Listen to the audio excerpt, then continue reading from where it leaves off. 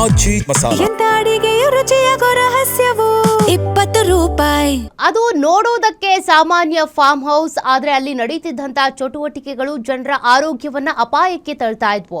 ಹಣದಾಸೆಗೆ ನಕಲಿ ಔಷಧಿಗಳನ್ನ ಮಾರಾಟ ಮಾಡಿ ಜೀವದ ಜೊತೆ ಚೆಲ್ಲಾಟ ಆಡ್ತಾ ಇದ್ದ ಜಾಲವನ್ನ ಔಷಧಿ ನಿಯಂತ್ರಣ ಅಧಿಕಾರಿಗಳು ಹೆಡೆಮುರಿ ಕಟ್ಟಿದ್ದಾರೆ. ದಾಳಿ ವೇಳೆ ಬರೋಬ್ಬರಿ 5 ಕೋಟಿ ಮೌಲ್ಯದ ನಕಲಿ ಔಷಧಿಗಳು ಪತ್ತೆಯಾಗಿದ್ದು, ಅವೆಲ್ಲವೂ ಕ್ಯಾನ್ಸರ್ ಪೀಡಿತವಾಗಿದ್ವು ಅನ್ನೋ ಆತಂಕ ವಿಚಾರ ಆಗಿದೆ. ಈ ಕುರಿತ ರಿಪೋರ್ಟ್ ಇಲ್ಲಿದೆ.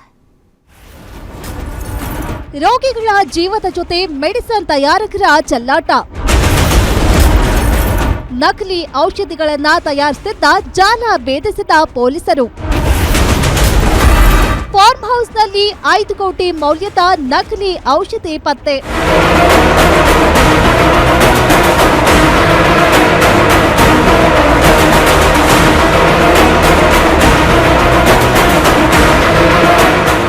ಸಾಮಾನ್ಯವಾಗಿ ಫಾರ್ಮ್ ಹೌಸ್ ಬಳಕೆ ಮಾಡೋದು ಕೃಷಿ ಚಟುವಟಿಕೆ ಅಥವಾ ವಿಶ್ರಾಂತಿಗಾಗಿ. ಆದ್ರೆ ಇಲ್ಲೊಂದು ಗ್ಯಾಂಗ್ ನಕಲಿ ಔಷಧ ತಯಾರಿಕೆಯ ಕೇಂದ್ರವನ್ನಾಗಿ ಬಳಸಿಕೊಳ್ತಿತ್ತು. ಈ ಕುರಿತು ಖಚಿತ ಮಾಹಿತಿ ಮೇರೆಗೆ ದಾಳಿ ನಡೆಸಿದ ಆಹಾರ ಸುರಕ್ಷತಾ ಮತ್ತು ಔಷಧಿ ಆಡಳಿತ ಇಲಾಖೆ ಅಧಿಕಾರಿಗಳು ಬೃಹತ್ ಜಾಲವನ್ನ ಭೇದಿಸಿದೆ.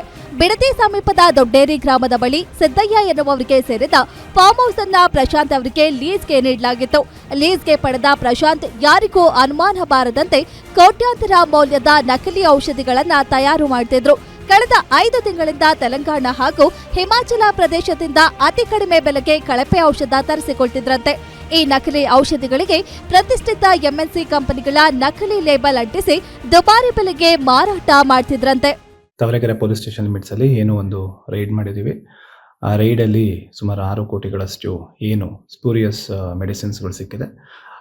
ಏನು ಸಿಕ್ಕಿರೋಂತಹ ಮೆಡಿಸಿನ್ಸ್ಗಳನ್ನ ನಾವು ಮತ್ತು FDA ಅವರಿದ್ದಾರೆ, ಡ್ರಗ್ ಕಂಟ್ರೋಲರ್ ಇದ್ದಾರೆ, ಅವರ ಜಾಯಿಂಟ್ ರೈಡಲ್ಲಿ ನಾವು ಅದನ್ನು ಹಿಡಿದಿದ್ದೀವಿ. ನಮ್ಮ ಬೀಟ್ ಕಾನ್ಸ್ಟೇಬಲ್ ಅವ್ರಿಗೆ ಮಾಹಿತಿ ಇತ್ತು. ಆ ಮಾಹಿತಿ ಮೇರೆಗೆ ನಾವು ಫಸ್ಟ್ ದಾಳಿ ಮಾಡಿದ್ವಿ. ನಂತರದಲ್ಲಿ ಇದು ಆಲ್ಮೋಸ್ಟ್ ಎಲ್ಲ ಮೆಡಿಸಿನ್ಸ್ ಇದ್ದಿದ್ದರಿಂದ ನಾವು ಡ್ರಗ್ ಕಂಟ್ರೋಲರ್ಗೆ ಮಾಹಿತಿ ಕೊಟ್ವಿ. ಅವರು ಸ್ಥಳಕ್ಕೆ ಬಂದು ಪರಿಶೀಲನೆ ಮಾಡಿದ ನಂತರದಲ್ಲಿ ಇದು ಒಂದು ಸ್ಪೂರಿಯಸ್ ಮೆಡಿಸಿನ್ಸ್ ಅಂತ ಅವ್ರ ಮೇಲ್ನೋಟಕ್ಕೆ ಹೇಳಿದ್ದಾರೆ. ಅವನ್ನೆಲ್ಲ ಸೀಸ್ ಮಾಡ್ಕೊಂಡಿದ್ದೀವಿ. ಫರ್ದರ್ ತನಿಖೆಯನ್ನು ನಾವು ಮುಂದುವರಿಸಿದ್ದೀವಿ. ದಾಳಿ ವೇಳೆ ಸಿಕ್ಕ ನಕಲಿ ಔಷಧಿಗಳು: ಸೇಫಿಯಾ ವಿಜೆಂಟ್ 2.5 ಇಂಜೆಕ್ಷನ್ 5640 ಬಾಟಲಿ, ಒಟ್ಟು ಮೌಲ್ಯ 3,38,34,260 ರೂಪಾಯಿ. ಹಿಜ್ಲಾಮ್ ಇಂಜೆಕ್ಟಬಲ್ಸ್ 1531 ಬಾಟಲಿ, ಒಟ್ಟು ಮೌಲ್ಯ 52,24,537 ರೂಪಾಯಿ. ಅವಧಿ ಮುಗಿದ ಔಷಧಿಗಳು 30 ಬಾಕ್ಸ್ಗಳು, ಒಟ್ಟು ಮೌಲ್ಯ 35 ಲಕ್ಷ. ಕ್ಸಾವಿಟಾಸ್ ಇಂಜೆಕ್ಷನ್ 470 ಬಾಟಲ್, ಒಟ್ಟು ಮೌಲ್ಯ 27,49,500 ರೂಪಾಯಿ. ಎಂಲಾವಿಯೋ 264 ಬಾಟಲ್, ಒಟ್ಟು ಮೌಲ್ಯ 20,59,200 ರೂಪಾಯಿ. ಜಾವೆಸೆಪ್ಟಾ ಇಂಜೆಕ್ಷನ್ 165 ಬಾಟಲ್, ಒಟ್ಟು ಮೌಲ್ಯ 5,45,490 ರೂಪಾಯಿ. ಇಂಜೆಕ್ಷನ್ ಫಿಲ್ಲಿಂಗ್ ಯೂನಿಟ್ 1 ಯೂನಿಟ್, ಒಟ್ಟು ಮೌಲ್ಯ 5 ಲಕ್ಷ. ಟಿವಿನ್ಸ್ ಐವಿ ಬಾಟಲಿಗಳು 44 ಬಾಟಲ್, ಒಟ್ಟು ಮೌಲ್ಯ 2,06,910 ರೂಪಾಯಿ. ಟಿಗ್ನೆಟ್ ಇಂಜೆಕ್ಷನ್ 44 ಬಾಟಲ್, ಒಟ್ಟು ಮೌಲ್ಯ 2,06,888 ರೂಪಾಯಿ. ಅಜ್ಡಿಯೋ ಇಂಜೆಕ್ಷನ್ 190 ಬಾಟಲ್, ಒಟ್ಟು ಮೌಲ್ಯ 1,48,960 ರೂಪಾಯಿ. ಪ್ಯಾಕೇಜಿಂಗ್ ಸಾಮಗ್ರಿಗಳು 2 ಬಾಕ್ಸ್, ಒಟ್ಟು ಮೌಲ್ಯ 75,000. ನಕಲಿ ಲೇಬಲ್ ಮತ್ತು ಸ್ಯಾಂಪಲ್ಸ್, ಒಟ್ಟು ಮೌಲ್ಯ 2 ಲಕ್ಷ. ಒಟ್ಟು ವಶಪಡಿಸಿಕೊಂಡ ಮೊತ್ತ 4,91,49,575 ರೂಪಾಯಿ.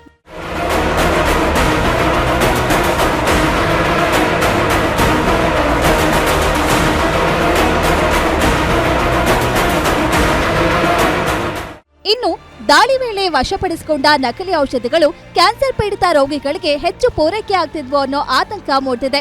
ಈ ಆಘಾತಕಾರಿ ಘಟನೆ ಬಗ್ಗೆ ಆರೋಗ್ಯ ಸಚಿವ ಯುಟಿ ಖಾದರ್ ಆತಂಕ ವ್ಯಕ್ತಪಡಿಸಿದ್ದು, ಈ ಜಾಲದಲ್ಲಿ ಯಾರೆಲ್ಲ ಭಾಗಿಯಾಗಿದ್ದಾರೆ ಅನ್ನೋದ್ರ ಸಮಗ್ರ ತನಿಖೆ ನಡೆಸೋ ಜೊತೆಗೆ ಇನ್ಮುಂದೆ ಇಂಥ ಘಟನೆ ಮರುಕಳಿಸದ ರೀತಿಯಲ್ಲಿ ಕ್ರಮಕ್ಕೆ ಅಧಿಕಾರಿಗಳು ಸೂಚಿಸಿದ್ದಾರೆ.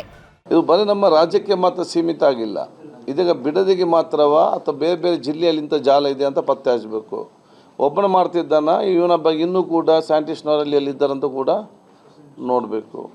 ಎರಡನೇದು ಬೇರೆ ಬೇರೆ ರಾಜ್ಯದಿಂದ ಬರ್ತಾ ಇದೆ. ಈಗ ನಮಗೆ 2 ಮಾತ್ರ ಮಾಹಿತಿ ಸಿಕ್ಕಿದೆ, ತೆಲಂಗಾಣ ಮತ್ತು ಹಿಮಾಚಲ್. ಇನ್ನು ಬೇರೆ ಬೇರೆ ರಾಜ್ಯದಲ್ಲಿ ಕೂಡ ಇಂಥ ನಕಲಿ ಘಟಕ ಅಲ್ಲಿ ಇದೆ ಅಂತೇಳಿ ಇವತ್ತು ನೋಡೋದು ವಿಚಾರ ಇತ್ತಾಗಬೇಕು. ಮತ್ತು ಯಾವ ದೊಡ್ಡ ದೊಡ್ಡ ಆಸ್ಪತ್ರೆಗೆ ಯಾರೇ ಇದರಲ್ಲಿ ಮೇಯ್ನ್ ಇದ್ದಾರೆ, ಇದೆಲ್ಲ ದೊಡ್ಡ ಮಟ್ಟದ ಪತ್ತೆ ಹಚ್ಚೋ ಕೆಲಸ ಆಗಬೇಕಾದ್ರೆ ಇದು ನಮಗೆ ಕೇಂದ್ರ ಸರ್ಕಾರ ರಾಜ್ಯ ಜಂಟಿಯಾಗಿ ಕಾರ್ಯಾಚರಣೆ ಮಾಡಲೇಬೇಕಾಗ್ತದೆ. ಇಲ್ಲಿ ತಯಾರಾದ ನಕಲಿ ಔಷಧಿ ಎಲ್ಲಿ ಹೋಗ್ತಿತ್ತು, ಯಾರ ಮೂಲಕ ರವಾನೆ ಮಾಡಲಾಗ್ತಿತ್ತು, ಹಾಗೆಯೇ ಆನ್ಲೈನ್ ಮೂಲಕ ಮಾರಾಟ ಮಾಡಲಾಗ್ತಿದ್ದ ಅನ್ನೋದ್ರ ಬಗ್ಗೆಯೂ ತನಿಖೆ ಮಾಡಬೇಕಿದೆ.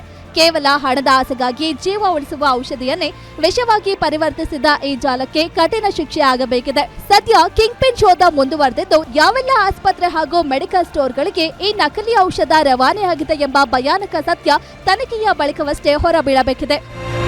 ಉಲ್ಲಾಸ್ ಎಸ್ ಕಿರುವಾಸೆ, ಗ್ಯಾರಂಟಿ ನ್ಯೂಸ್, ಬೆಂಗಳೂರು.